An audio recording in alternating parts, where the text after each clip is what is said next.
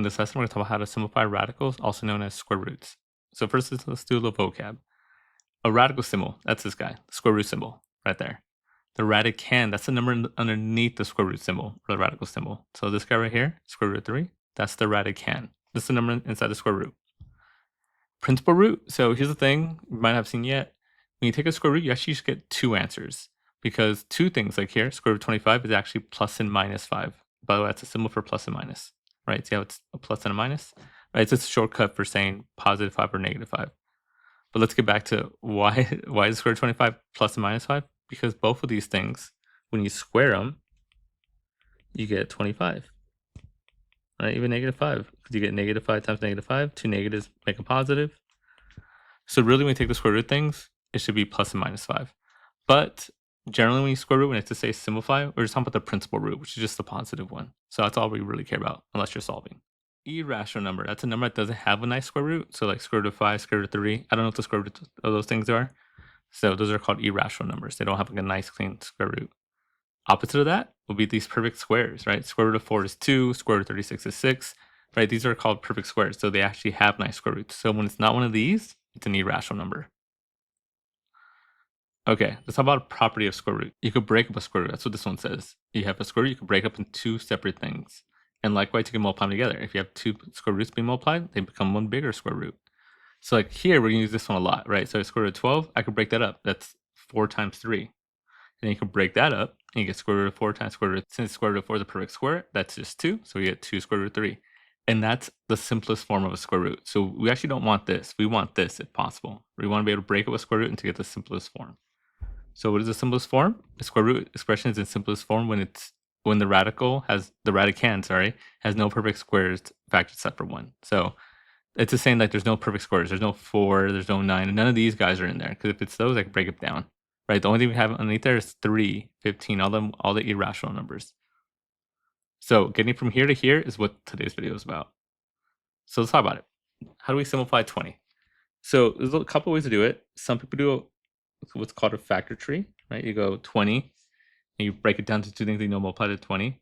My trick to this always is the Fregoso trick. Don't be a hero. Right? Start small. Start with something easy. So 20, 2, and 10. Right? So I broke up 20. I put a line through 20. So now 2 and 10, I can do anything 2. That's a prime number. But 10 I could break up. Don't be a hero. That's 2 and 5. So square root of 20 breaks into 2 times 2 times 5. And the trick here is, every time you have 2 the same, 2 times 2 is 4, right? And the square root of 4 is 2. Since we're doing square roots, if you have 2 the same, they come out, right? They break down. So it becomes 2 square root of 5. Because again, this is the same thing as saying square root of 4 times square root of 5, and the square root of 4 is 2.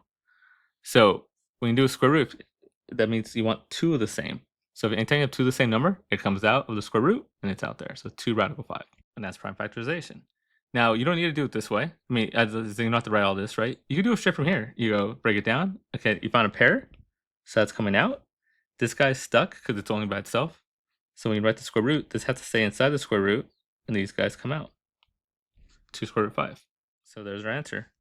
Totally simplified. Okay, let's do another one. Square root of 75. Now, let's do a tree again.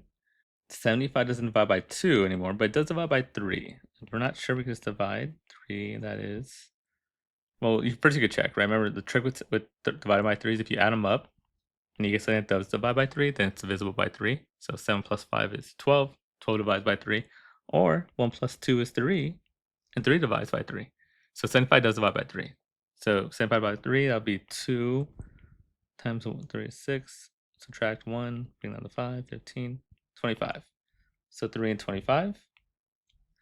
Now here, a lot of people might go, oh, you could just circle 25. I'm like, I know what the square root of 25 is. I'm just going to do the whole thing. 25 is 5 and 5. Right, so I have a pair of 5s that comes out, and the 3s left inside. Remember, the one that's left alone doesn't get to come out. It doesn't have a partner. It can't come out. Right, it has to stay inside. So pair of 5s comes out. There's a 3. And actually, this is a good one to show you the way I actually like to do this. I don't do the tree. What I do is what I was taught called something called upside down division, and it works the same. Right, I'm putting my 75 here, The only difference is instead of having to divide off the side, just do it right here. So don't be a hero, start small. So 3. 3 goes into 7 2 times. 2 times 3 is 6. Subtract. So I get 1. 3 goes into 15 5 times. So 25 again. Then I'm going to divide that by 5 and 5. Right? So I get a pair of 5s that comes out. And then that guy's left alone, so it stays inside.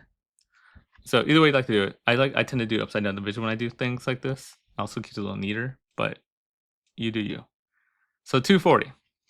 Right? So same idea, right? I want to break this down. We can't leave it as 240. So you could do this, right? And don't be a hero. So I'm gonna be like 2 and 120. Start small. That is 2 and 60. And that is 2 and 30.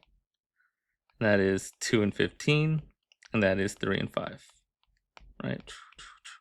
I like to cross those out so I know I'm not using them. Again, there's a shorter way to do this. If you know a square root, you can always do that. It's like a shortcut. Like if I bring that up here, right? If you know the square root, that's a shortcut. So 25 and 3. Square root of 25 is 5. 5 square root of 3, right? Little shortcut. If you know square root in here, go ahead to shortcut. I just do this and I'm like, okay, I got a pair of 2's. That's 1, 2 on the outside. Have another pair of 2's. That's 1, 2 on the outside. 3 and 5 have no pairs, so that stays on the inside. And what do you do here? Anything that's on the outside gets multiplied together, 4. Anything on the inside gets multiplied together, 15. So 4 square root of 15. That's prime. That's a prime factorization of that. Right? That's this in simplest form. Right, and you can also done this with upside down division, if you prefer. That's 2 and 120, 2 and 60, 2 and 30, 2 and 15, 3 and 5. Right, pair of 2's, 2 times 2, and then 3 times 5, 4 and 15. So that's how you simplify a radical, and that's the video.